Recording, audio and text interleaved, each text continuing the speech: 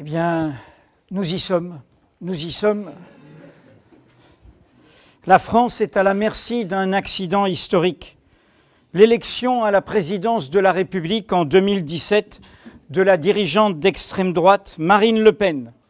Il ne s'agit là ni de pronostic, ni de prévision, encore moins de pari, simplement d'une analyse froide de l'ampleur sans précédent de la crise de représentation politique, de la dévitalisation de notre démocratie, de l'épuisement des projets tant au sein de la droite républicaine que des gauches de gouvernement ou radicales. Oui, ce dérèglement politique majeur rend possible l'accident électoral. Voici ce que Mediapart écrivait il y a exactement un an. Ce livre, Qu'ont-ils fait de nos espoirs, vous pourrez le trouver en édition de poche dès janvier. Nous sommes, en tant que journalistes, des sonneurs de tocsin. Nous lançons l'alarme.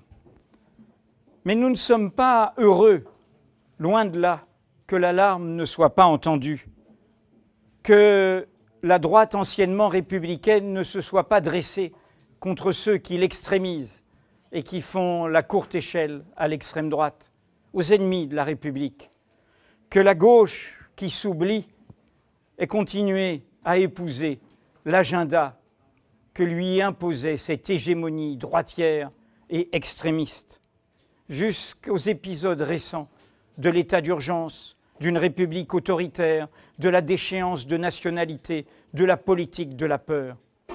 Nous n'avons cessé dans ce journal, depuis bientôt 8 ans, de mettre en garde contre cette course à l'abîme. Trop de promesses non tenues, trop de calculs politiciens, trop d'impostures, de corruption, de mensonges, trop de pouvoir personnel surtout. Mais attention, non seulement nous ne nous en réjouissons pas, mais nous vous disons à tous, et nous le disions déjà dans ce livre-là il y a un an, que nous n'avancerons pas en nous disant bien fait pour eux. C'est de leur faute, comme si nous n'étions pas, nous aussi, comptables de tout cela.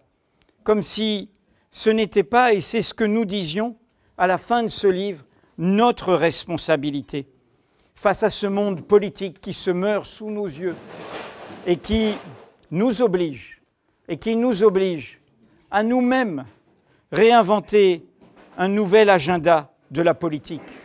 La politique comme possible, comme refus des fatalités, des résignations, la réinventer, lui redonner crédit et efficacité, c'est-à-dire sortir des certitudes confortables, des appartenances douillettes ou des vindictes complaisantes, retrouver cette radicalité pragmatique qui, plutôt que de se payer de mots ou de se définir en contre, prend les problèmes à la racine, invente les solutions, s'approche du concret, retrouve un langage commun. L'agenda n'a donc pas changé, nous sommes requis. J'ai dit tout à l'heure, nous sommes des sonneurs de tocsin.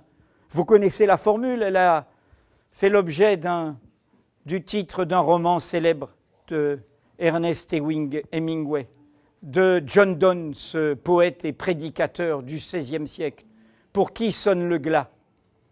Mais il faut se souvenir de toute la citation. Aucun homme n'est une île, un tout complet en soi. Tout homme est une partie de l'ensemble. Ainsi, n'envoie jamais demander pour qui sonne le glas. C'est pour toi qu'il sonne. Aujourd'hui, pour la République, pour ceux qui sont attachés à une République non pas punitive, non pas autoritaire, non pas verticale, non pas fermée au monde, mais à une République de l'égalité, du mouvement, de la fraternité, une République qui s'invente, une République qui mobilise sa jeunesse, eh bien oui, le glas sonne pour nous. Un dramaturge suisse alémanique un jour a eu cette formule dans le bilan des années noires de l'Europe.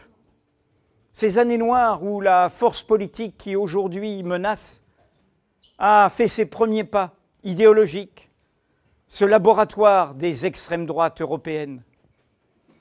Il disait, pire que le bruit de bottes, le silence des pantoufles.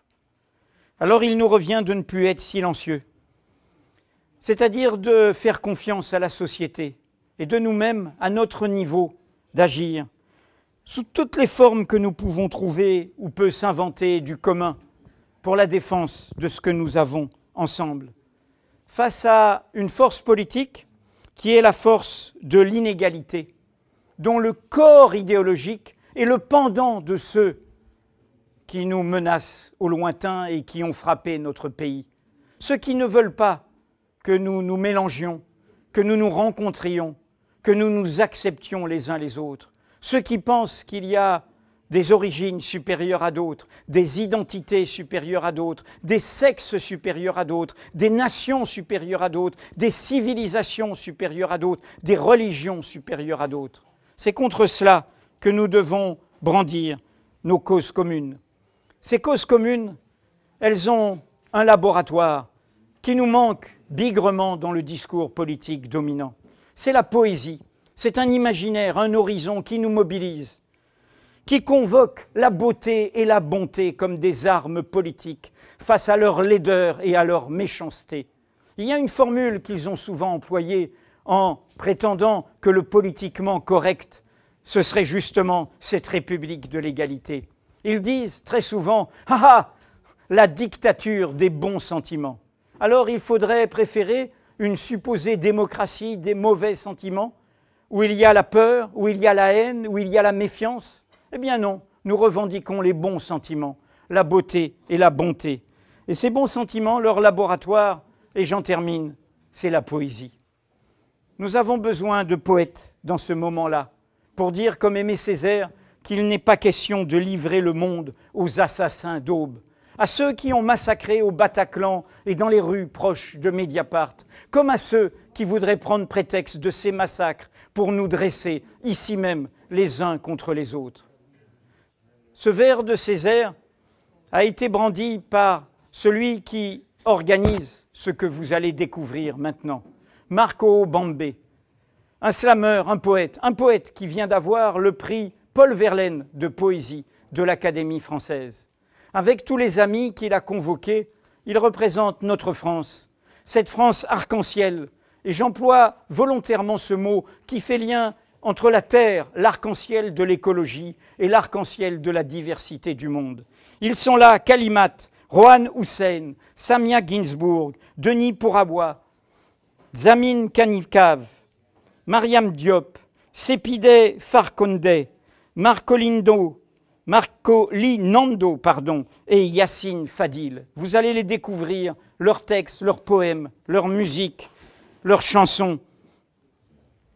Marco Bambé a choisi comme nom de poème, comme nom de guerre, où la poétique est aussi une politique, un nom qui n'est pas indifférent à notre époque, à la façon dont elle nous convoque, toutes générations confondues. Capitaine Alexandre.